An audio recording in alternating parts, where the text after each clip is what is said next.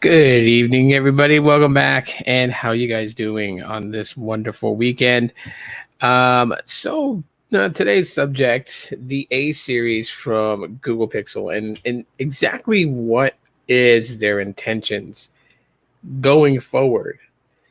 Okay, so the very first A series device released by Google, the Pixel 3A, and it did pretty good. And I don't know why Siri got activated. That was totally random. But it sold pretty good, actually outselling the Pixel 3 at launch. And till today, still a phenomenal pickup and a suggested pickup, especially for those people that want to use dual SIM. This is the one that's the way to go. What's up, Blaze? How's it going? Welcome. How you doing, man? Yeah, still till today, I still recommend it. I fully recommend the Pixel 3a if you want to get a budget Pixel phone and have all the great experience of stock Android. The 3A is the way to go. Seriously, it is. Running this bad boy on Android 12. So, follow up to that is the Pixel 4a, and quite surprisingly, $50 cheaper at launch than what the 3A was at launch. The 3A launched at $399, and the 4A launched at $349, which had a lot of people pretty much excited, jumping for joy, and all that good stuff. So stepping away from the buds, let's go to the Pixel 5a here. Just kind of talk about the Pixel 5a because that should be announced here soon. A lot of people are speculating that a June announcement for the Pixel 5a. So I'm just kind of just waiting for that. I mean, they did it with the Pixel 4a last year. Last year with the Pixel 4a, they announced it on August 3rd, and it was like a 30-second YouTube video talking about the Pixel 4a was here, and pre-orders were available. And I'm thinking they might do it the same way with the Pixel 5a.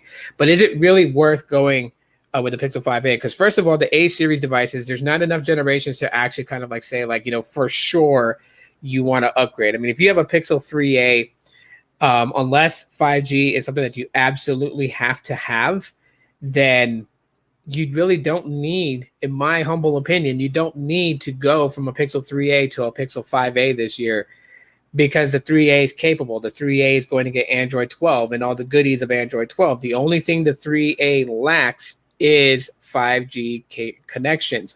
But if you look at a lot of what low band and mid band is pumping out 5G wise, it's very similar to LTE advanced speed wise. So I've seen it so much. I mean, my friends do a lot of speed testing, and you guys know them, obviously. Sneed, Carlos, and all them. They do speed testing. They post it here to YouTube. You'll see, LTE speeds go 150, 200 megabits down, and 60, 80 on the uplink. You'll look at and that would be like low band and kind of mid band 5G, and then you look at LTE, and it's yielding the same speeds. Now, of course, there are, with some carriers, LTE can actually go as fast as 300-400, on the down. You can go ahead. They go 300-400 on the down. That really depends on where you are and how the network is set up in your area. Those things you have to consider.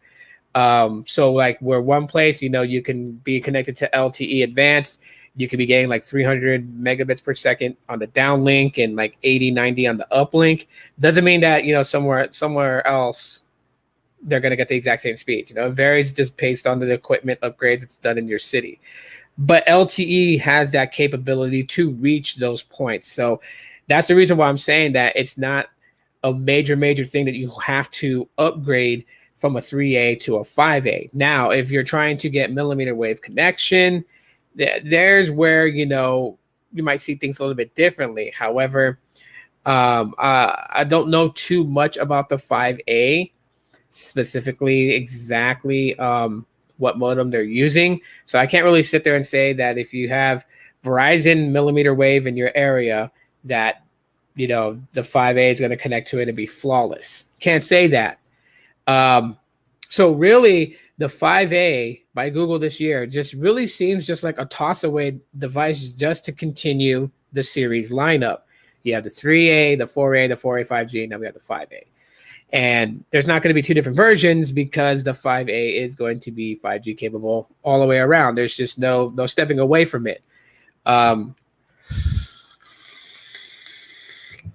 What does matter here is the pricing. What are they going to price this thing at? Because the Pixel 3A came in at a whopping $399, and a lot of people were just like, whoa, that's a low price. The 4A launched last year, August 3rd, $349.99. People were like, that's a low price. Then the 4A 5G came in. It came in two different models, which is the sub-6 version only, and then the one that has millimeter wave and sub-6. $499 for the sub-6 version only, $599 for millimeter wave and sub-6. But still a low price. But it kind of made sense to a degree because of 5G connection, Snapdragon 765G versus the 730G on the 4A. And then they released a blue version of the Pixel 4A, which I'm totally pissed off about because that had to be the specific model they were talking about that they couldn't manufacture a lot of, because I don't see the blue Pixel 4A for sale. I mean, I see it for sale used like on eBay and stuff, but they are price gouging the hell out of it because it's a special color. Some people that are selling it want $500 for it. You're like, you guys are crazy. It's $349. But I mean, it is what it is. One day I'll probably find one for sale and I'll buy one just to have it in the collection of Google Pixel phones that I have. Am I getting the 5A? At some point, yes, I'm going to get the Pixel 5A. I definitely am going to get the Pixel 5A, and then we'll see where it goes from there. But yeah, to be quite honest, the Pixel 5A is probably just one device that I would say that if you need to have like a brand spanking new Pixel phone and you've never had one and you want to try one out, but you don't want to go and spend big dollars on the Pixel 6, go ahead and go for the 5A. If it's got to be brand new. If you're okay with yesteryear's hardware, then I would say the 4A 5G. If you're just wanting to save money but have a Pixel phone, nice size display, 5G connection, then I'm going to say the 4A 5G. The 5A really doesn't have much of a marketing ground to stand on other than, it's going to be the latest budget Pixel out. I don't even know if maybe Google might be a little bit smart this year and release variation colors of it to kind of spicing things up.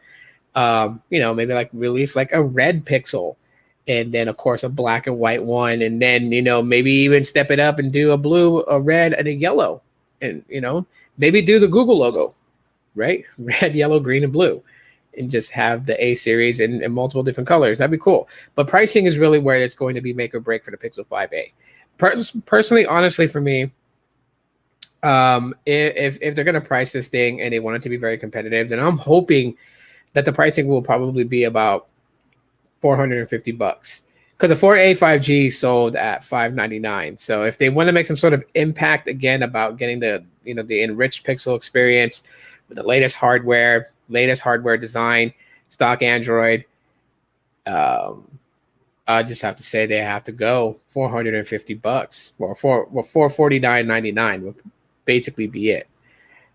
People are just like, they better sell it at $349.99. Let's get real, okay? Get your head out of your ass, because at what you're gonna get with the Pixel 5A, there's no way that pricing $349.99 is going to be it. The only way it's going to reach that type of price is if you take out the 5G modem and just leave it with LTE modems for supporting LTE bands. That's the only way that you're going to be able to get it for $349.99.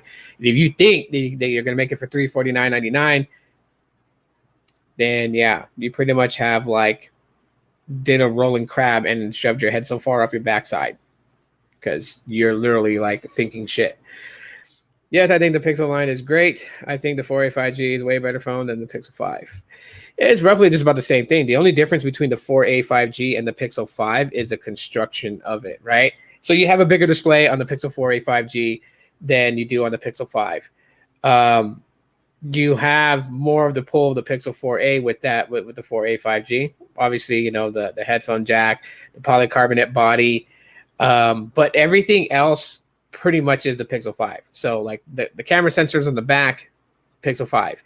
The processing chip, Snapdragon 765G, to connect to low band, mid band, and millimeter wave 5G, the same. So there's not really too much of a difference. I mean, that statement in itself, I think what makes the Pixel 4a 5G better than the Pixel 5 is price, and price alone. But as far as like performance and everything like that, it's the same thing. So that's where I would go with that statement, is that the price is. So you don't need to spend $699 on a Pixel 5 to enjoy all the benefits of the Pixel 5. Just get a 4a 5G. And I think that the same thing is going to be with the Pixel 5a. There's not really a significant huge difference between that and the 4a 5G. So even when the Pixel 5a comes out, like, unless you're somebody that's collecting these Pixel phones just to have every generation of the Pixel phones, then it would make sense that you would go and invest your money in a Pixel 5a. But if you just want to experience a Google Pixel phone with 5G connectivity, but pay as much less as possible, and I don't know why the assistant on my phone pulled up, but then your best bet is to go with the 4a 5G. That would be the best way to... Here's the top search result. I wasn't asking you anything. Shut up. But that is the best. That would be the route that I would recommend people to go.